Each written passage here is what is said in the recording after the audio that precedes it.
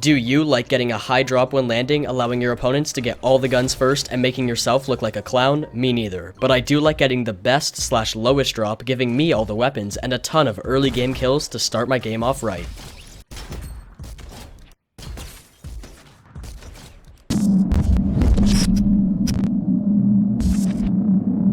Hey everyone, it's Geerzy here, and today I'll be showing you 3 important tips I wish I knew sooner.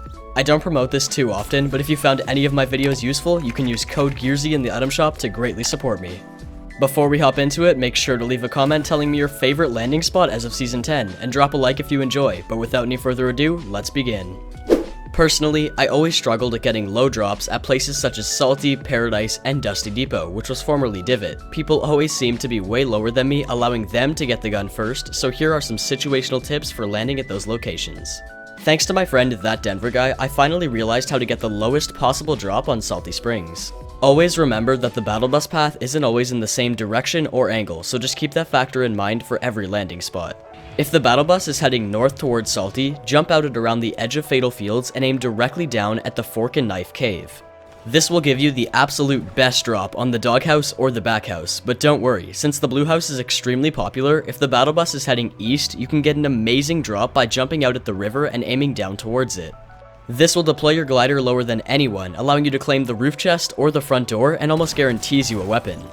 When landing at Paradise, controlling the top of the hotel is a massive advantage early game, so if you can be the first one to get a weapon on the roof, getting some spawn kills should be incredibly easy as you saw in the intro. If the battle bus is coming from the north or northeast, aim for the front of the canyon overpass and go straight for a weapon or chest on the hotel roof. But if you're coming in from the edge, jump out as quick as you can and aim for the water. This should be common sense for edge of the map hot drops because it's always the lowest possible way. Dusty Depot is extremely easy if you're coming in from the south, but can be quite hard if you're coming from the north because the meteor makes you deploy your glider early. Aim for dips in the terrain and avoid mountains and hills because they will force your glider to deploy higher up. You could also aim for the factories and then drift into Dusty for a clean landing. But if you can, try and secure a weapon on the roof of the depots because then you can kill people off spawn before they have time to loot and even kill them through the little windows without them knowing.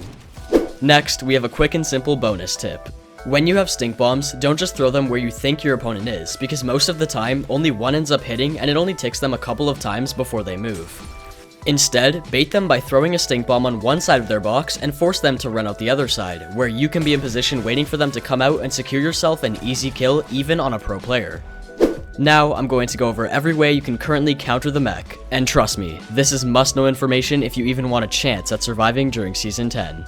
First, if the driver of the mech is looking in your direction, they are super exposed, giving you a great way to eliminate them and even take their mech if you're in solos. This is by far my favorite way to take out mechs, so here are some example clips of this tip in action.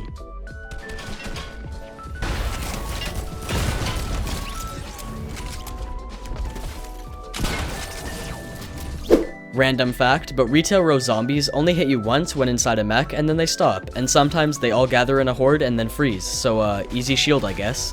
Just like the driver, you can also kill the gunner, but you have to break the mech shield first, so if you have a powerful weapon such as an AK or a heavy sniper, it will be easy. Boogie bombs are by far the best counter, but the problem is that you won't always have them. You can throw them at a mech, making anyone inside dance, allowing you to take it if you want or eliminate your opponents. And if there is only one guy inside a brute and he is trying to stomp on you, feel free to jump inside his mech and self-destruct it. You will be the first one kicked out of the mech, meaning if you run forward, only they will take damage. Finally, we all know and love Shockwaves, but since they were recently unvaulted, a lot of people don't know the best ways to use them. First, they are amazing for rotating in competitive games. You can even launch your entire trio. To do it, make sure you are boxed up and at 2 corners of a floor and you all stand right beside each other on one side of any railing. This will launch you and your friends decently far and still allow you to land close together, which is great for escaping the zone or an oncoming third party.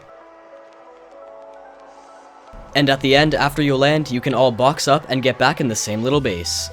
You can launch into the back side of an opponent's turtle while box fighting and easily trap kill them from behind. Or you can do the same thing except use your shotgun, which can be a little more risky. Also, credits to Cypher PK and Reese M for this awesome trick. You can break into enemies' boxes below you by throwing the shockwave on your roof. This is me dying to an enemy who is using this technique.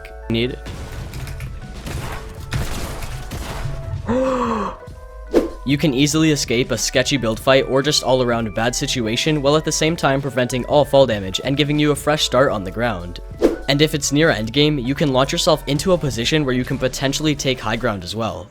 Here's a clip of Bugha winning Game 1 of the World Cup using this tip. Bugha can soar up into the sky. Go for it! Here it is! Shockwave died! Shots coming in! No elimination yet for the first game victory royale! But most importantly, they can help temporarily escape mechs until you run out of shockwaves. GG's only. If you guys know any more shockwave uses that I missed, tell me in the comments and I'll be sure to heart it.